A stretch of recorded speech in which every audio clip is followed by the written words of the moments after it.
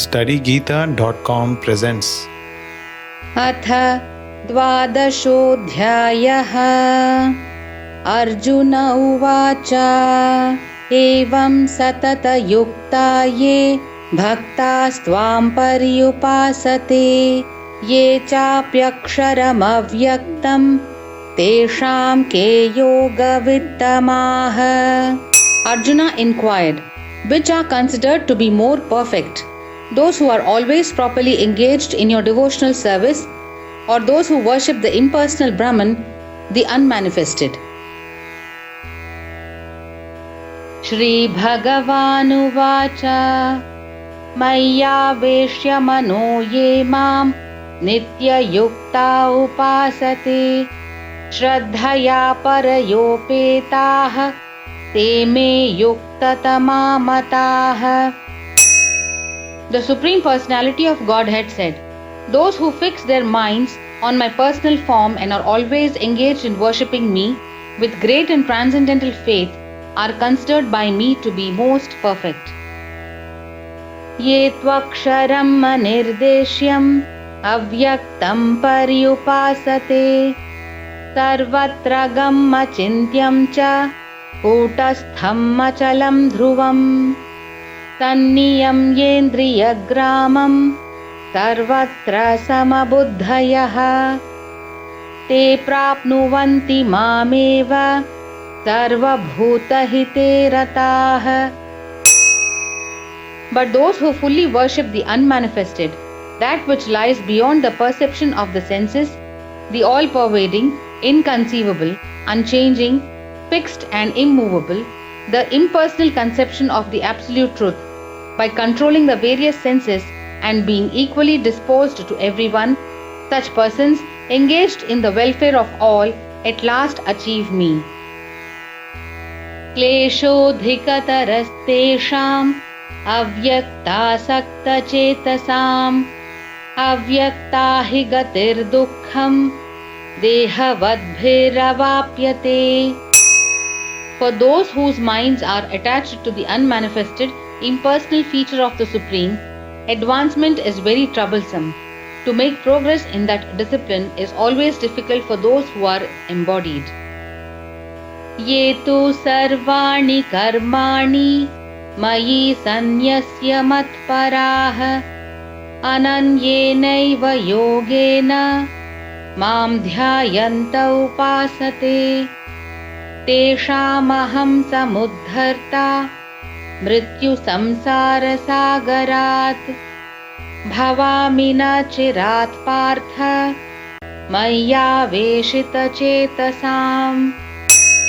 But those who worship me, giving up all their activities unto me and being devoted to me without deviation, engaged in devotional service and always meditating upon me, having fixed their minds upon me, O son of Pritha, for them I am the swift deliverer from the ocean of birth and death. Mayyeva mana adhatsva mayi buddhim niveshaya nivasishyasi mayyeva ata urdhvam na samshayaha. Just fix your mind upon me, the Supreme Personality of Godhead, and engage all your intelligence in me. Thus you will live in me always without a doubt. Atha chittam samadhatum na shaknoshi mayi sthiram abhyasa yoge na tato mamichhaptum dhananjaya. My dear Arjuna, O winner of wealth, if you cannot fix your mind upon me without deviation, then follow the regulative principles of Bhakti Yoga. In this way, develop a desire to attain me. Abhyasepya samarthosi matkarma paramo bhava madartham api karmani kurvan siddhim avapsyasi.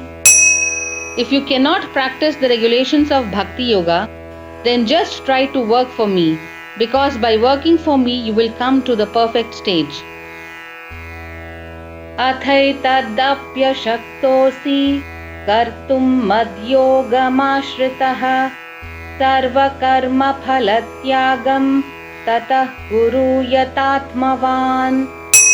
If, however, you are unable to work in this consciousness of me, then try to act giving up all results of your work and try to be self-situated. Shreyo hi jnanamabhyasaj jnanat dhyanam vishishyate dhyanat karma phalatyagah tyagat shantiranantaram. If you cannot take to this practice, then engage yourself in the cultivation of knowledge. Better than knowledge, however, is meditation, and better than meditation is renunciation of the fruits of action, for by such renunciation one can attain peace of mind. Adveshta sarvabhutanam maitrah karuna eva cha nirmamo nirahankarah samadukha sukha kshami santushta satatam yogi yatatma dridha nishchayah mayyarpita mano buddhihi yo madbhakta same priyah. One who is not envious but is a kind friend to all living entities, who does not think himself a proprietor and is free from false ego, who is equal in both happiness and distress, who is tolerant, always satisfied, self-controlled, and engaged in devotional service with determination, his mind and intelligence fixed on me, such a devotee of mine is very dear to me.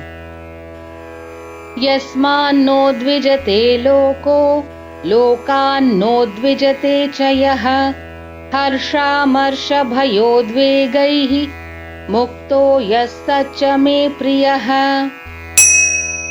He by whom no one is put into difficulty and who is not disturbed by anyone, who is equipoised in happiness and distress, fear and anxiety, is very dear to me.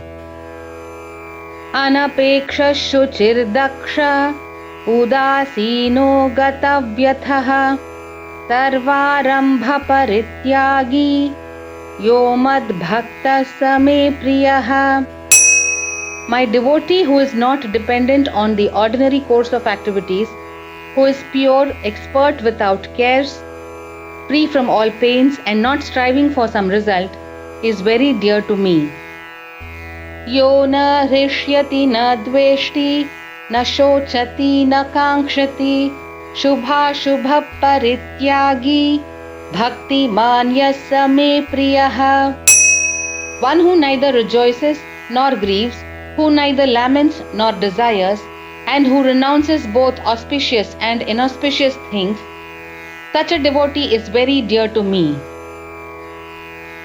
Samashatrau cha mitre cha tatha manapamanayoh shitoshna sukha dukkheshu tamasanga vivarjitah tulya ninda stutirmauni santushto yena kenachit aniketa sthiramatih bhaktiman me priyo narah.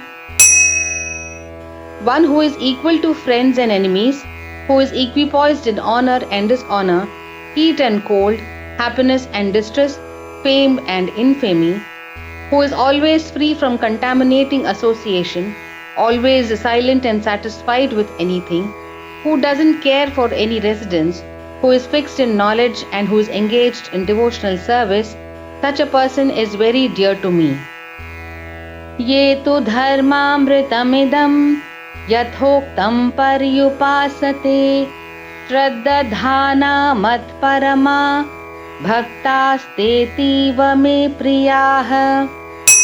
Those who follow this imperishable path of devotional service and who completely engage themselves with faith, making me the supreme goal, are very, very dear to me. Iti Srimad Bhagavad Gitasu Upanishadsu Brahma Vidyayam Yoga Shastre Shri Krishna Arjuna Samvade Bhakti Yogo Nama Dvadashodhyayah.